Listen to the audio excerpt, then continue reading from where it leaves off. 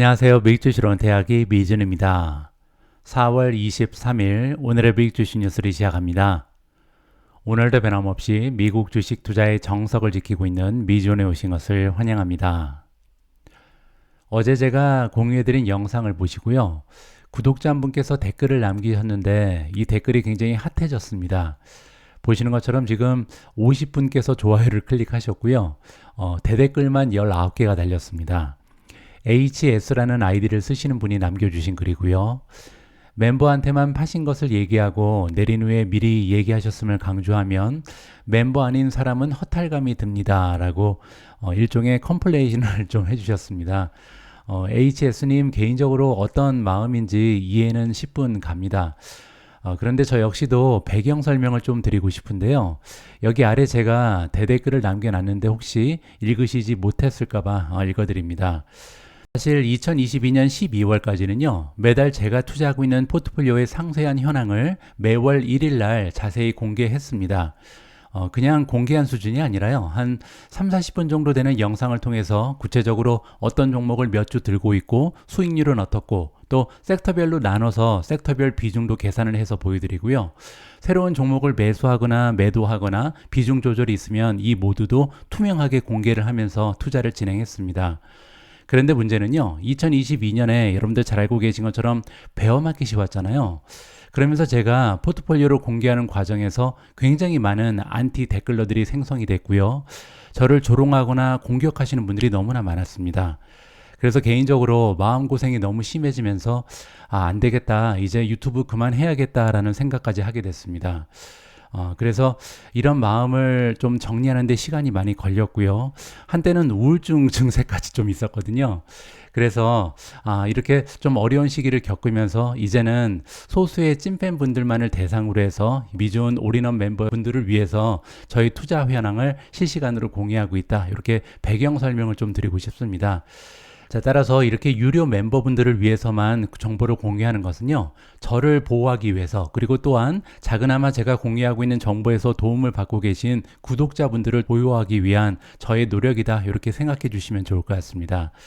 제가 미준 채널 처음 개설할 때 이런 말씀을 드렸습니다. 앞으로 15년 동안 함께하고 싶다라는 일종의 약속을 했었거든요. 지금은 어떻게 보면 생계형 유튜버지만 조만간 저 역시도 이제 경제적 자유를 이루고 나면 어떻게 보면 굉장히 재미있는 취미 생활을 통해서 여러분들과 계속 만나고 싶습니다. 그러기 위해서는 제가 매일매일 컨텐츠를 만들고 공유하는 과정을 즐길 수 있어야 되잖아요. 이러한 저의 마음을 좀 여러분들께서 이해해 주셨으면 좋겠다라는 개인적인 바람을 가져봅니다. 자, 그러면 4월 23일 준비된 오늘의 미국 주식 뉴스 바로 시작합니다. 오늘도 어제 미국 증시의 시황부터 정리하도록 하겠습니다. 일단 S&P 500 맵을 보시면요, 굉장히 바람직한 색깔로 가득 차 있습니다. 어제는 하락한 종목의 수가 굉장히 적었다는 것을 한눈에 확인해 볼 수가 있는데요.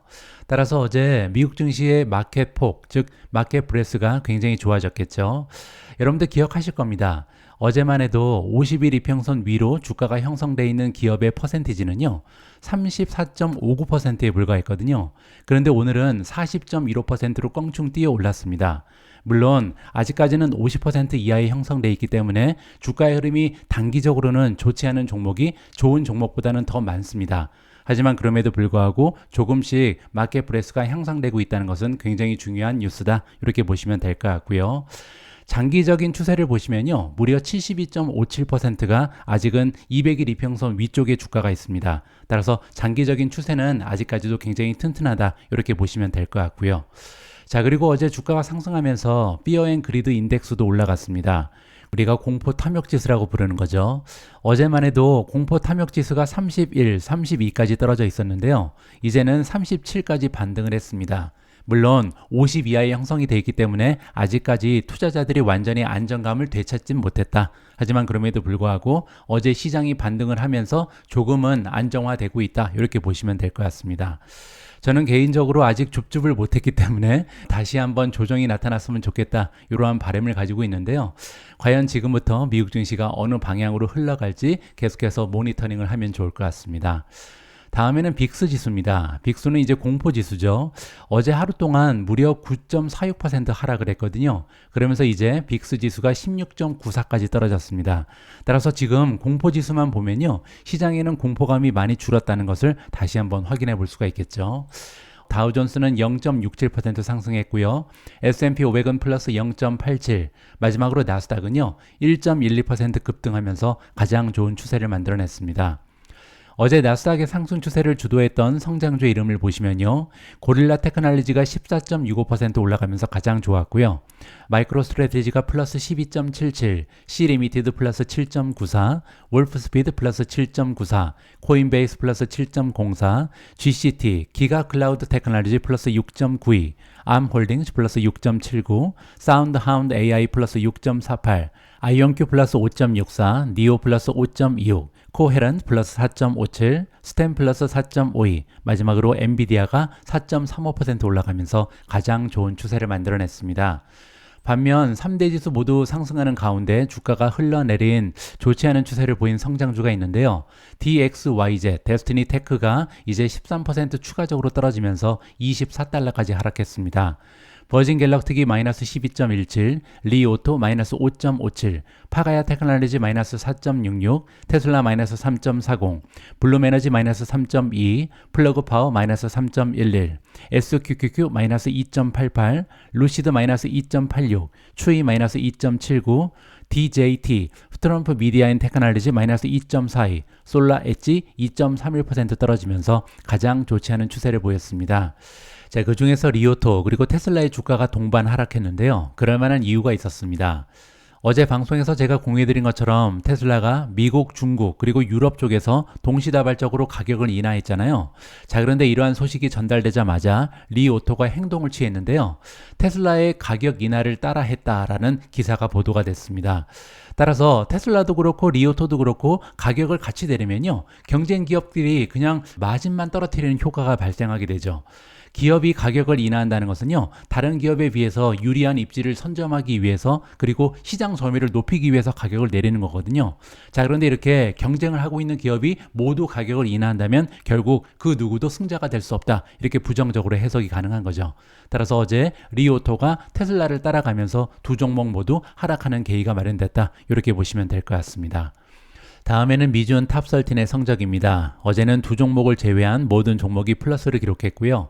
엔비디아가 4.35% 급등하면서 가장 좋았고요. 팔란티어가 플러스 2.44, 마이크론 테크놀로지 플러스 2.20, TSMC 플러스 1.61, 아마존 플러스 1.49, 벌팁 홀딩스 플러스 1.41, 인피니엄 플러스 1.29, 펄솔라 플러스 0.71, 비트코인은 66,340에 머물러 있고요. SMCI는 플러스 0.47, 마이크로소프트 플러스 0.46, 우버가 0.32% 떨어졌고요. 마지막으로 테슬라가 3.40% 떨어지면서 가장 좋지 않은 추세를 계속해서 보여주고 있습니다.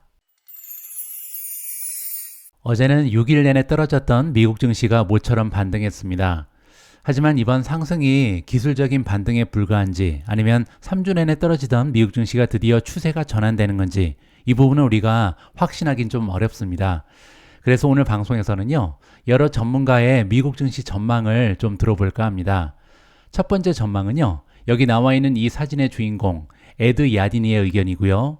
야딘의 의견에 따르면 PC 인플레이션이 완화되면 주식이 큰 랠리를 보일 것이다 라는 긍정적인 전망입니다. 자세한 내용을 한번 들어보시죠. 야딘의 리서치는요, 연방준비제도의 주요 인플레이션 지표가 하락세를 보인다면 주식에 큰 랠리가 준비되어 있다, 이렇게 긍정적인 이야기를 합니다.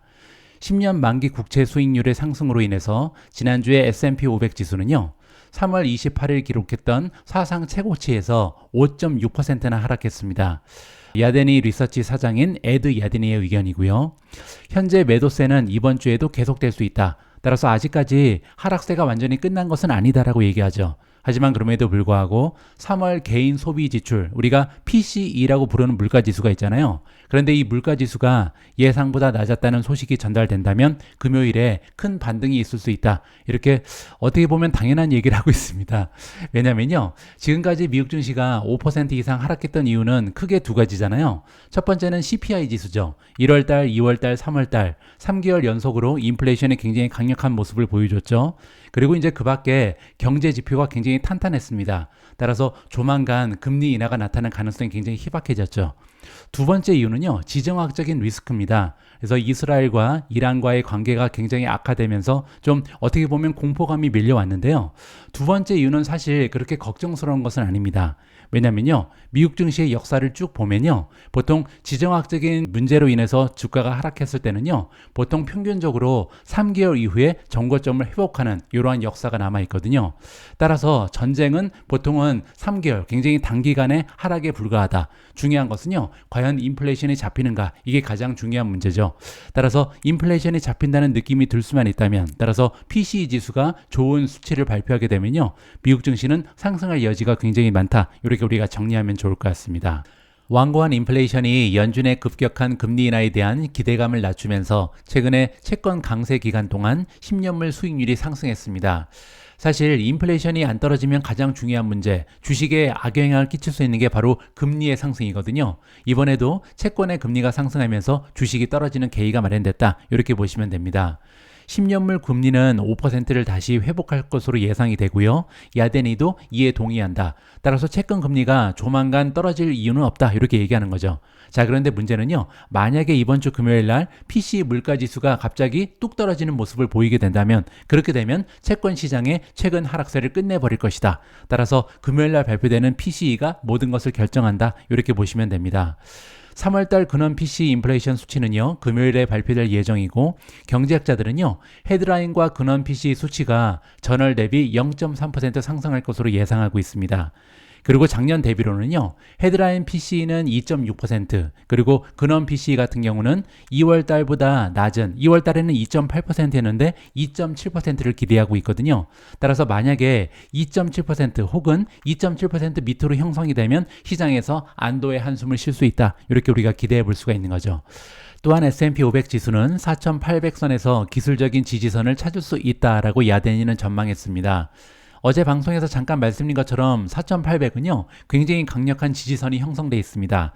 왜냐하면 예전에 굉장히 강력했던 저항선이었거든요. 따라서 정고점이었다. 이렇게 보시면 되고요. 따라서 4,800에서 다시 반등할 가능성이 높다. 이렇게 보시면 되겠죠. 자, 그리고 지지선이 하나 더 있는데요. 바로 S&P 500의 200일 이동평균선입니다. 지금 현재는 4,700 바로 밑에 형성이 되어 있거든요. 따라서 4,800이 뚫려도 4,700에 다시 한번 지지선이 있다. 이렇게 보시면 됩니다. 자, 그리고 만약에 4,700까지 떨어진다면 사상 최고치에서 10.6% 조정되는 셈이다. 이렇게 보시면 되고요. 하지만 야대니의 전망에 따르면요, 올해 말 벤치마크, 즉 S&P 500은 5,400까지 상승할 것으로 지금 보고 있다. 그렇게 되면요, 지금 현재 주가가 한 5,000밖에 안 되잖아요. 따라서 5,000에서 5,400까지 올라간다면 거의 8, 9% 정도 더 달릴 수 있다. 이렇게 긍정적으로 해석이 가능합니다. 오늘 두 번째로 준비한 기사 역시도 미국 증시에 대한 전망인데요. 이번에는 우리가 기술적인 분석이라고 부르는 차트 전문가들의 의견을 종합적으로 들어볼까 합니다. 굉장히 여러 명의 차트 전문가가 등장하거든요. 공통적으로 무슨 얘기를 하고 있는지 여기에 초점을 맞춰서 읽어보면 재미가 있을 것 같습니다. 월요일 증시는 S&P 500 지수가 2023년 3월 이후 최악의 한 주를 기록한 지난주 손실 이후에 회복을 시도하면서 최소한 안정세를 보였다라고 정리하고 있습니다. 따라서 지금 현재 우리 투자자들이 가장 궁금한 부분은요, 어제 하루 동안 반짝하고 다시 떨어질런지, 아니면 3주간 이어졌던 미국 증시의 하락 추세가 드디어 전환이 되는지, 이 문제가 가장 궁금하죠. 최근에 높은 인플레이션 보고서로 인해서, 즉 CPI를 얘기하는 거고요, 기준금리가 투자자들이 예상했던 것보다 높은 수준에서 더 오래 유지될 것이다 라는 우려가 커졌기 때문에 종합주가지수 S&P 500은요 52주 최고치에서 5% 이상 하락한 상황입니다. 자, 이 와중에 월가의 차트 전문가들은요, 대체로 최근의 하락 이후에 특히 대형 기술 기업의 실적이 집중된 이번 주에는요, 증시가 전술적으로 반등할 것이다, 이러한 예상을 밝히고 있습니다. 전술적으로 반등한다는 것은요, 굉장히 짧은 기간 동안 반등한다, 이렇게 보시면 됩니다. 그리고 이렇게 짧은 기간 동안 반등이 가능한 이유는요, 메타라든지 구글, 마이크로소프트의 어닝이 준비되어 있기 때문이죠.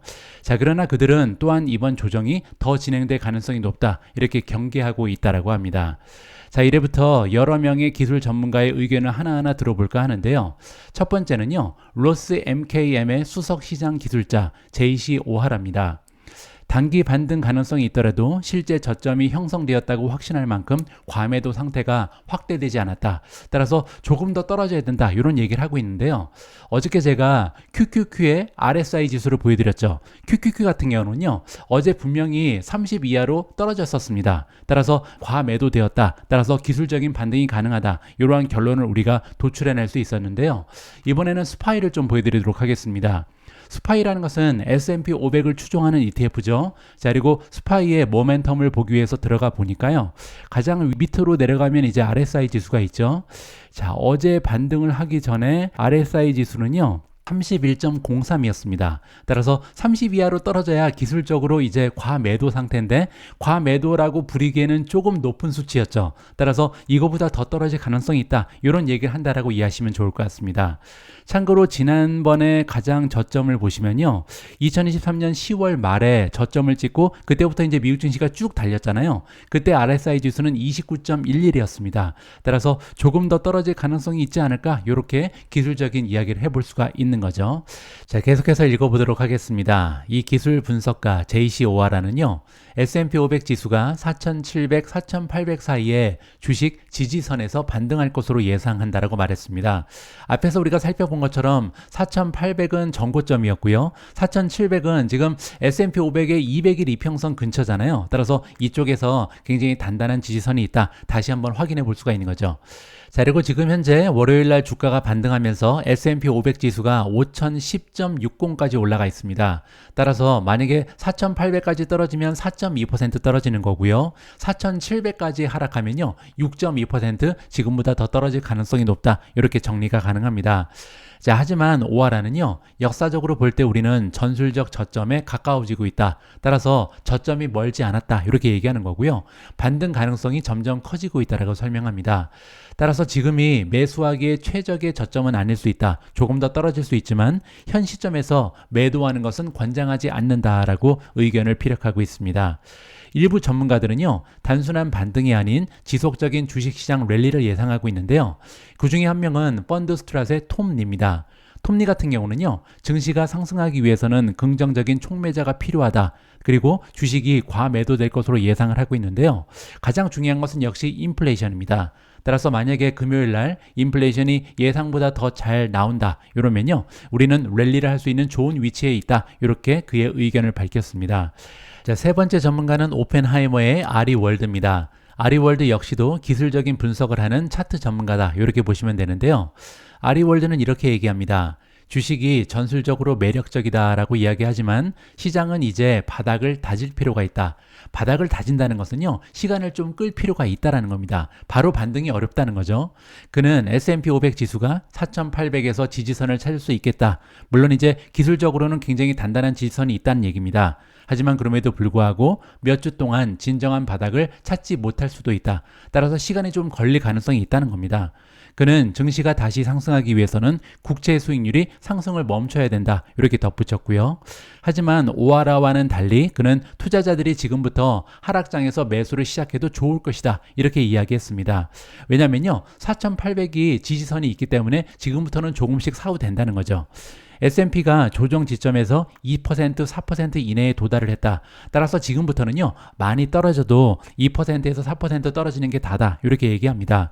하지만 최종 변곡점은 아직까지 몇 주 정도 남아 있을 수 있다. 따라서 지금부터 다시 상승 추세로 전환되기 위해서는 몇 주가 걸릴 수 있다, 이렇게 얘기하는 거죠.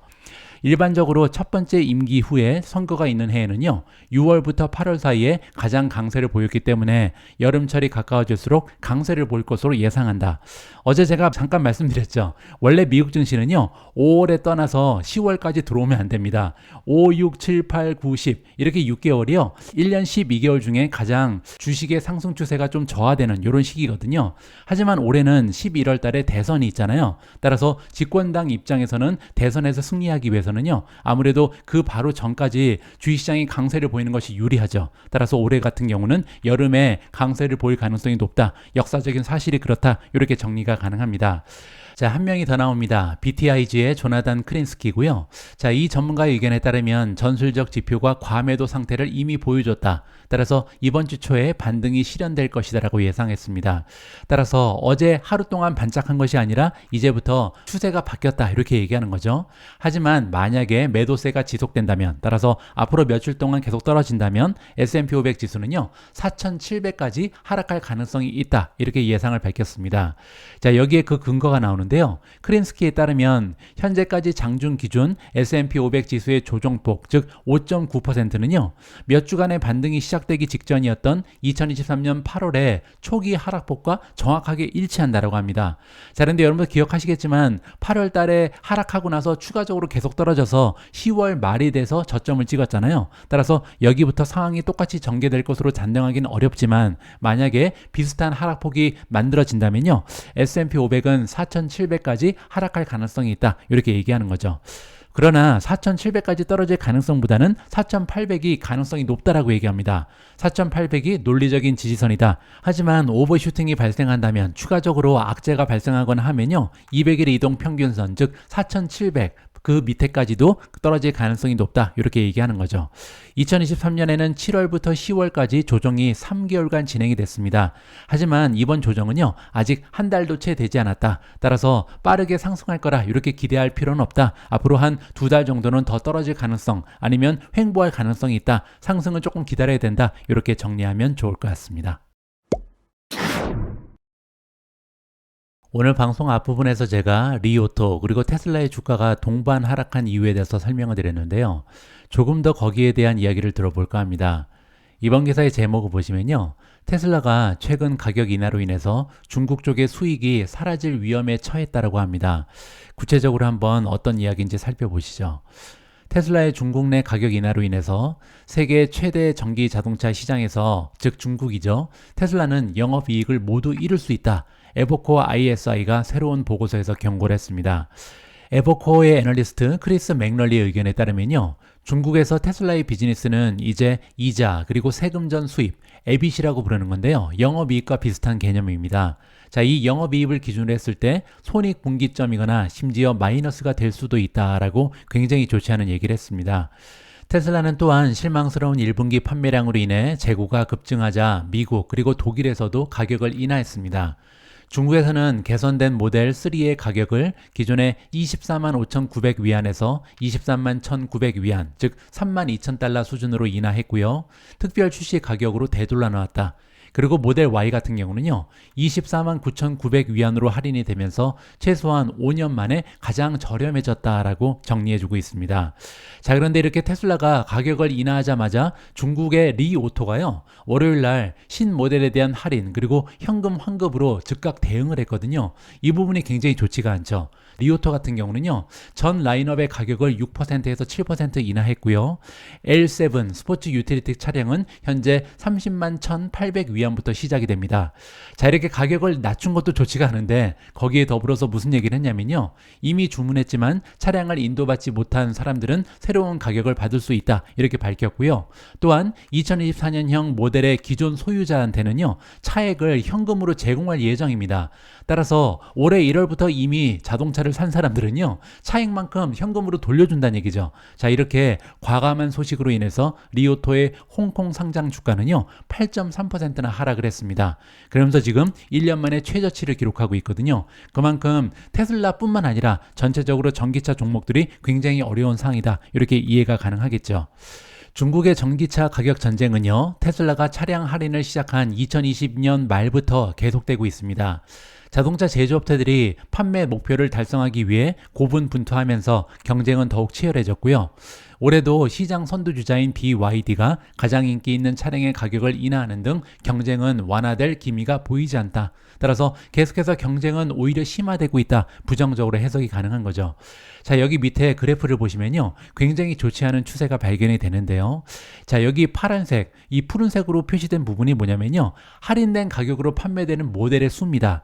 자, 지금 현재 엄청나게 많은 모델이 중국 쪽에서 할인되고 있다. 이 부분을 살펴볼 수가 있는데요. 자, 여기가 50개거든요. 그런데 2022년, 2021년에는 반이 되지가 않았죠. 따라서 25개도 되지 않는 모델이 할인을 받았다. 이렇게 보시면 되고요. 근데 2023년에는 50개가 좀 넘죠. 55개, 56개 정도가 되는 것 같습니다. 자, 그런데 문제는요. 2024년은 이제 4월 중순에 불과한데 이미 2023년에 할인한 만큼 가격을 지금 내리고 있다. 이미 엄청나게 할인된 모델이 출시되고 있다. 이렇게 보시면 될 것 같죠. 따라서 중국 쪽의 가격 경쟁은 오히려 2024년에 작년보다 심화되고 있다. 우리가 이 그래프를 통해서 확인해 볼 수가 있었습니다. 다음으로 준비된 기사 역시도 테슬라 관련된 소식이고요. 이번에는 테슬라 주식 전망입니다. 그런데 간만에 굉장히 긍정적인 소식이 전달이 되고 있거든요. 테슬라의 반등이 곧 시작될 것이다 라는 긍정적인 전망입니다. 어떠한 근거가 있는지 한번 들어보시죠. 2024년 몇 달 동안 테슬라의 주식 이야기는 끔찍하고 좋지 않고 아주 나쁜 해라는 타이틀을 가질 수 있다. 그만큼 정말 엄청나게 어려움을 겪었던 주식이 테슬라죠.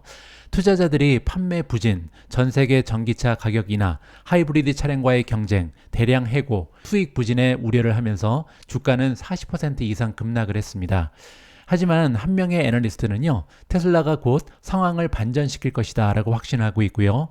일론 머스크가 완전 자율주행 차량인 로보택시와 새로운 사이버 트럭에 대해 내가 말했잖아 라고 자랑할 수 있는 날이 멀지 않았다. 이렇게 긍정적인 예측을 하고 있습니다. 테슬라는 화요일, 오늘이죠. 장 마감 후에 1분기 실적을 발표할 예정에 있는데요. 애널리스트들은 매출이 거의 5% 감소할 것이다. 작년 비해서 5% 떨어질 것으로 예상하고 있고요. 주당 순이익은요, 무려 42%나 급락할 가능성을 예상하고 있습니다. 자, 하지만 그럼에도 불구하고 테크 전문 리서치 회사인 퓨처럼 그룹의 CEO 다니엘 뉴먼은요, 주가가 하락할 때는 항상 여러 가지 악재가 쌓이기 마련이다. 하지만 가장 큰 촉매제는 일론 머스크의 집중력이 될 것이다 라고 주장합니다. 그 얘기는 뭐냐면요. 지금 현재 테슬라의 시가총액이 반토막이 났잖아요. 그러면서 수천억 달러의 손실을 입었기 때문에 머스크가 드디어 테슬라로 관심을 옮기고 있다. 따라서 테슬라를 이제 머스크가 살려낼 것이다. 이렇게 지금 이야기를 하는 거죠. 자, 뉴먼은 투자자들이 실망스러울 수 있는 1분기 실적에 대해서 너무 걱정하지 말고 장기적인 관점에서 투자를 해야 된다. 이렇게 조언을 안겨주고 있습니다.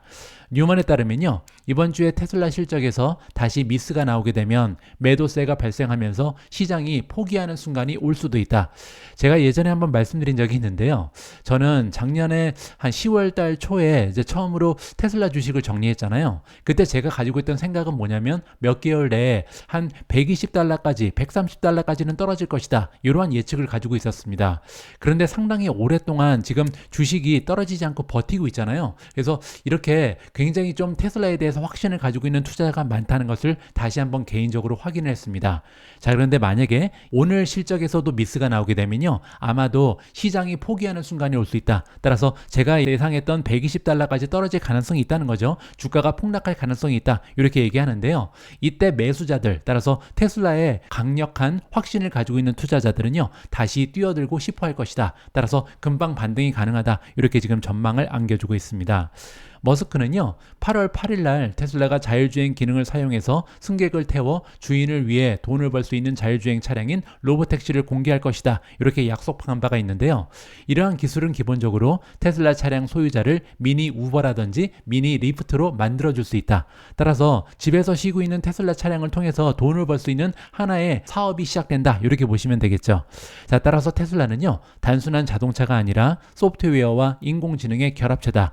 머스크는 그 점을 강조해야 된다라고 뉴먼은 얘기합니다. 완전 자율 주행과 로보택시에 집중하는 것은요, 회사가 기술 리더십의 위치로 돌아갈 수 있는 방법이다. 테슬라는 전기 모터가 장착된 모바일 운영 체제다라고 주장합니다. 저 역시도 여기에는 공감을 합니다. 그리고 우리가 보통 테슬라를 애플이랑 많이 비교를 하죠. 자, 그런데 한 가지 우리가 고려해야 될 점은 뭐냐면요.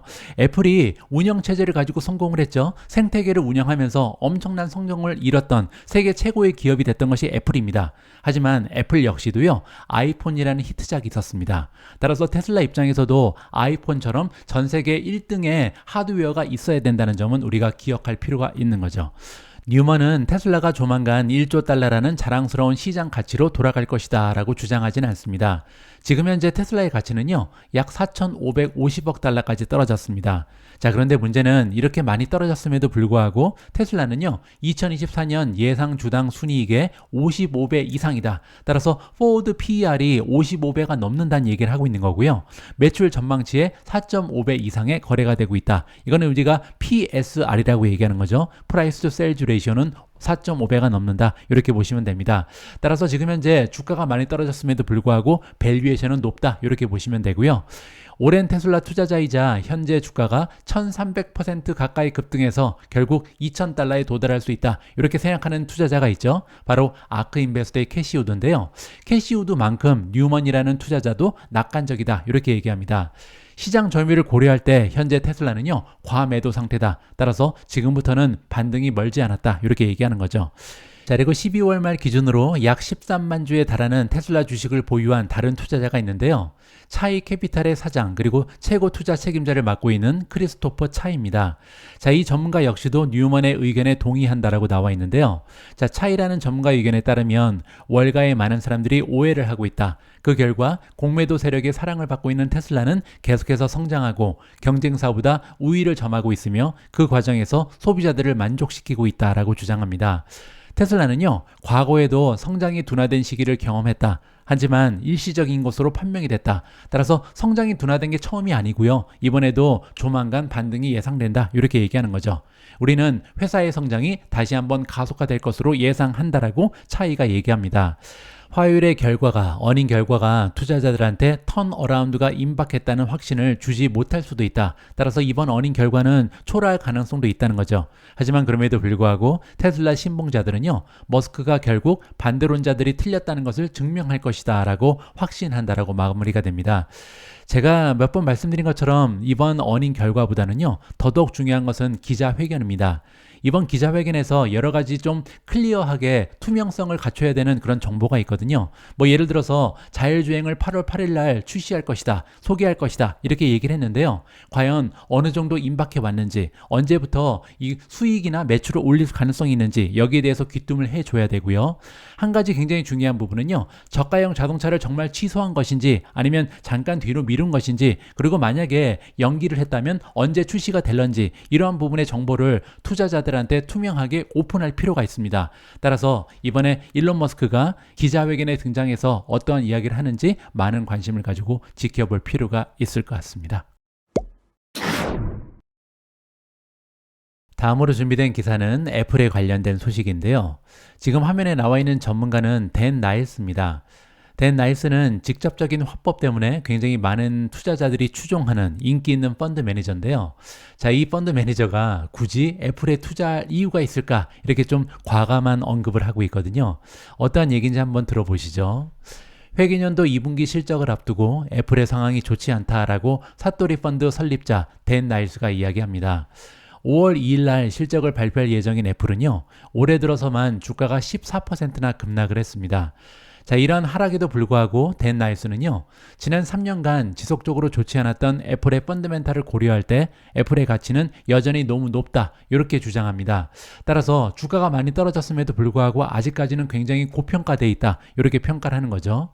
매출과 수익이 증가하고 있고 애플처럼 경쟁 문제가 없는 수많은 다른 기술 기업을 놔두고 왜 하필이면 20대 중반의 PER에서 애플 주식을 선택해야 되는지 모르겠다. 굉장히 좀 과감한 언급인데요. 애플은 정말 많은 투자자들이 투자를 하고 있는데 그럼에도 불구하고 나일즈가 얘기하기로는요, 애플은 투자 매력이 없다는 거죠. 첫 번째로 지금 매출도 그렇고 수익도 그렇고 증가하지 못하고 있죠. 따라서 성장이 멈췄고요. 두 번째는요, 경쟁에도 문제가 있다. 지금 현재 중국에서 굉장히 어려운 상황을 겹치고 있죠. 자, 그리고 세 번째로 PER을 봐도 밸류에이션도 높다. 따라서 매력적인 것이 하나도 없다. 이렇게까지 지금 얘기를 하는 거죠. 자, 나일스가 얘기하기를 3월 분기에 대한 애플의 매출 가이던스는요, 3년 전 회사가 예측했던 것과 동일한 금액이라고 얘기합니다. 그 얘기는요, 3년간 이 회사는 아예 성장을 못했다, 성장이 멈췄다, 이렇게 지금 얘기하는 거죠. 화웨이와의 경쟁도 만만치 않아서 중국과 같은 주요 국가에서 시장 점유율을 잃고 있는 것이 애플이다라고 얘기합니다. 또한 애플은요, 인공지능 경쟁에서도 경쟁사보다 뒤처져 있기 때문에 알파벳과 같은 잠재적 파트너와 함께 기회를 계속 모색하고 있는 것이다. 따라서 스마트폰 경쟁에서 밀릴 뿐만 아니라 이제 인공지능의 시대가 오고 있는데 인공지능에서도 구글이라든지 마이크로소프트 그리고 메타 같은 기업에 밀리고 있는 것이 애플이다. 이렇게 평가를 하는 거죠. 포트폴리오 매니저 댄 나일스는요, 이 밸류에이션에서 즉 20대 중반의 PER을 가지고 있는 기업인데 성장은 아예 멈췄다. 따라서 장기적으로 봤을 때 왜 주가 상승을 기대하는지 나는 이해가 되지 않는다라고 굉장히 좀 어떻게 보면 직설적으로 얘기하고 있습니다. 대신 나일스는요, 실적 시즌에 접어들면서 생성형 인공지능 수혜주 외에 완전히 버려져 있는 섹터로 관심을 돌리고 있습니다. 따라서 지금부터는요, 산업재라든지 헬스케어 그리고 일부의 핀테크 종목에 더 낙관적인 전망을 내놓고 있다. 이렇게 보시면 됩니다. 참고로 댄 나일스는요, 과거에도 애플에 대해서 부정적인 입장을 보여왔습니다. 작년에 심지어는 애플 주식에 대해서 숏 포지션, 공매도로 한 적도 있거든요. 따라서 애플에 대해서는 원래 부정적인 의견을 가지고 있는 전문가다라는 점을 참고하시면 좋을 것 같습니다. 다음으로 준비된 뉴스에는 메타가 나오는데요. 제가 개인적으로 봤을 때 이 뉴스는 엄청나게 커다란 소식입니다. 이제 물론 아직까지는 이제 초기 단계에 불과하기 때문에 어떠한 방식으로 이런 뉴스가 발전이 되는가 굉장히 중요한데요. 일단 첫 단추는 굉장히 잘 끼웠다. 개인적으로 평가를 하고 있습니다. 메타가 메타버스의 안드로이드가 될 것이다. 무슨 얘기인지 한번 살펴보시죠. 페이스북의 모기업인 메타 플랫폼즈는요, 초기 증강현실 및 가상현실 산업에서 입지를 강화하기 위한 노력의 일환으로 처음으로 다른 하드웨어 제조업체의 메타 퀘스트 헤드셋 운영체제, 우리가 보통 OS라고 부르는 거죠. 이러한 운영체제를 개방한다라는 소식입니다. 메타는 레노버, 마이크로소프트, 아수스 등 외부 하드웨어 회사와 협력을 하면서 자사의 메타 호라이즌 운영체제를 사용하는 가상현실 헤드셋을 제작할 것이다. 이렇게 월요일날 밝혔습니다.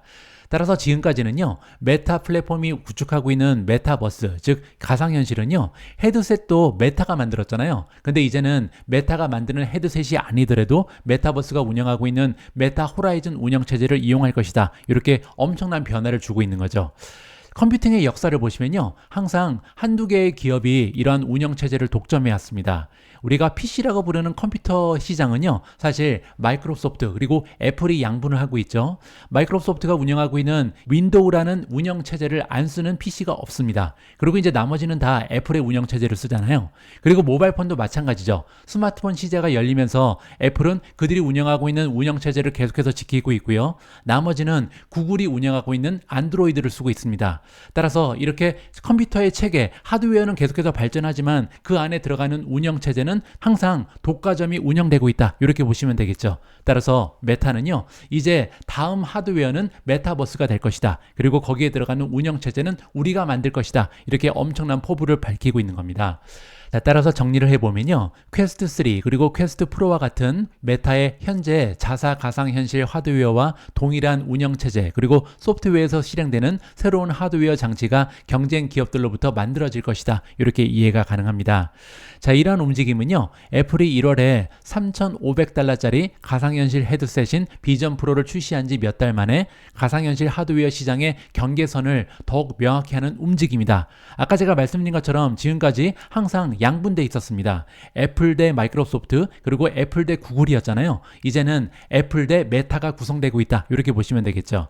이러한 움직임은요, 알파벳의 구글이 모바일 OS, 안드로이드를 오픈소스로 공개하면서 스마트폰 시장의 핵심 플레이어가 된 것처럼 가상현실 그리고 혼합현실 기기를 구동하는 컴퓨팅 플랫폼을 소유하려는 메타의 CEO 마크 저커버그의 야망을 보여준다라고 합니다. 자, 만약에 이러한 야망이 성공할 수만 있다면, 따라서 이 OS, 우리가 메타버스라고 부르는 가상현실 그리고 혼합현실의 운영체제를 메타가 구축할 수만 있다면요, 엄청나게 커다란 새로운 비즈니스 모델이 구성된다. 이렇게 긍정적으로 해석이 가능합니다.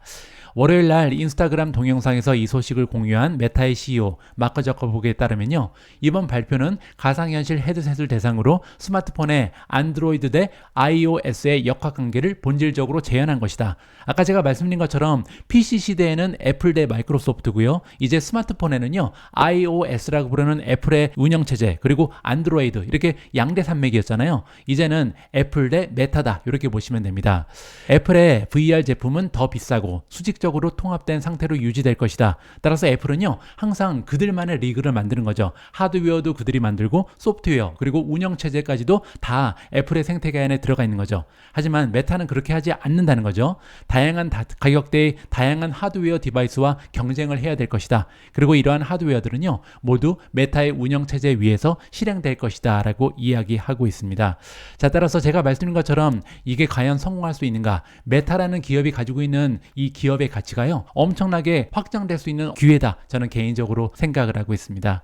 앞으로도 메타가 구축하고 있는 운영체제가 과연 다른 기업들한테 환영을 받고 채택이 될 수 있는지 지속적으로 업데이트를 해드리도록 하겠습니다. 오늘 마지막으로 준비된 기사에는 구글이 등장하는데요. 구글의 배당금에 대한 월가의 기대가 커지고 있다라는 재미있는 소식입니다. 알파벳은 많은 현금을 벌어들이고 있기 때문에 메타 플랫폼즈의 뒤를 이어서 배당금을 지급하기 시작할 것이다라는 기대가 높아지고 있다고 합니다. 이 검색 대기업 구글은요, 수년 동안 초과 현금을 자사주 매입에 투입해 왔으며 많은 투자자들은요, 알파벳이 4월 25일 실적을 발표할 때 700억 달러가 추가로 배정될 것으로 예상을 하고 있습니다. 따라서 엄청난 금액을 자사주 매입에 지금 쏟아붓고 있다, 이렇게 볼 수가 있는 거죠. 자, 하지만 JP 모간 체이스 그리고 투리스트 증권의 애널리스트들은요, 주가를 20%나 끌어올렸던 메타의 2월 조치와 마찬가지로 소액의 배당금이 구글의 주가를 끌어올릴 수 있는 방법이다, 이렇게 예상을 하고 있습니다. 메타 플랫폼즈가 이미 한번 성공을 했죠. 배당금을 발표하면서 주가가 20% 껑충 뛰어 올랐잖아요. 따라서 구글 입장에서도 비슷한 발표를 할 가능성이 높다, 이렇게 보는 거죠. 에이미 자산관리회사의 포트폴리오 매니저 앤드류 잠포티스가 나오는데요. 이 전문가가 얘기하기를 배당은 환영받을 것이다. 투자자들은 여전히 이들 기업의 성장을 기도하고 있지만 오늘날에는 비용 규율에도 가치가 있으며 배당을 시작하기로 한 결정은 경영진이 신중하게 성장과 자본 수익률의 균형을 맞추는 방식으로 자본을 배분할 것임을 시사한다. 따라서 이 얘기는요, 최근 들어서 투자자들은요 무조건 성장만 하는 이런 기업을 원하지 않습니다. 성장도 중요하지만 얼마나 잘 자본을 운영하는가, 그리고 비용 관리는 얼마나 효율적으로 하는가, 이렇게 해서 자사주 매입이라든지 아니면 지속적으로 배당을 지급하면서 주주들을 돌보는 이런 기업들을 선호한다, 이렇게 이해가 가능합니다. 자, 여기 나와 있는 그래프는 뭐냐면요, 알파벳의 프리 캐시플로우, 잉여 현금 흐름이 얼마나 계속해서 지속적으로 발전하고 있는지, 향상하고 있는지, 이러한 추세를 볼 수가 있는 거고요. 따라서 최근 들어서 2021년, 2022년, 2023년 엄청난 금액을 계속해서 현금 흐름으로 만들어내고 있다, 이렇게 보시면 될 것 같습니다. 배당은 전통적으로 성숙하고 성장이 더딘 기업의 영역으로 여겨져 왔지만 최근 기술 기업 사이에서 이 정책이 인기를 얻고 있다. 메타 외에도요, 최근 몇 달 동안 세일즈포스 그리고 부킹홀딩즈도 배당을 시작한 바가 있습니다. 그리고 또한 시가총액 기준 미국 6대 기술 기업 중에 분기별 배당금을 지급하지 않는 기업은요, 이제 알파벳 그리고 아마존이 유일하거든요. 따라서 조만간 알파벳도 그렇고 아마존 역시도 배당을 발표할 가능성이 점점 더 높아진다. 왜냐면 다른 기업과 이 추세를 맞춰야 될 거 아니에요. 어느 정도 보조를 맞추기 위해서는 알파벳도 그렇고 아마존 역시도 배당을 발표할 가능성이 높다, 이렇게 우리가 긍정적으로 전망이 가능합니다. 블룸버그가 집계한 데이터에 따르면요, 올해 알파벳의 매출이 14% 정도 증가할 것으로 예상이 됩니다. 또한 비용 절감 노력이 수익성을 뒷받침하면서 아마도 2024년 잉여 현금 흐름은요 830억 달러를 기록할 것이다. 따라서 2023년까지는 지금 700억 달러가 되지 않는데요, 갑자기 700억 달러 수준에서 800억이 넘어갈 것이다. 엄청난 현금 흐름이 만들어질 거라는 거죠. 따라서 배당을 지급할 확률이 높아졌다, 이렇게 보시면 되고요. 또한 2023년 말 기준으로 구글의 모기업 알파벳은요 1100억 달러 이상의 현금 및 현금성 자산을 이미 보유하고 있습니다. 따라서 830억 달러가 더해지면요 거의 2000억 달러의 현금을 가지고 있는 거죠. 따라서 이렇게 엄청난 현금을 가지고 물론 개발도 해야 되고 성장도 일궈야겠지만 충분히 자사주 매입이라든지 아니면 배당을 지급할 만한 여유가 있을 것이다. 이렇게 우리가 긍정적으로 마무리를 하면 좋을 것 같습니다. 4월 23일 오늘의 빅 주식 뉴스는 여기까지입니다. 오늘 방송도 마지막까지 함께 해주셔서 감사합니다. 오늘 미국 증시가 마감된 이후에는요, 테슬라의 어닝 발표가 있습니다. 내일 방송은 테슬라 어닝 특집이 될 것 같습니다. 아무쪼록 좋은 결과가 발표됐으면, 물론 이제 좋은 결과가 나오긴 좀 어려운데요. 대신 기자회견에서 조금 긍정적인 코멘트가 일론 머스크를 통해서 시장에 전달됐으면 하는 바람을 가지고 기다려 보겠습니다. 우리 모두가 미국 주식 투자로 대하는 그날까지 다 함께 화이팅입니다. 행복한 하루 되세요. 감사합니다.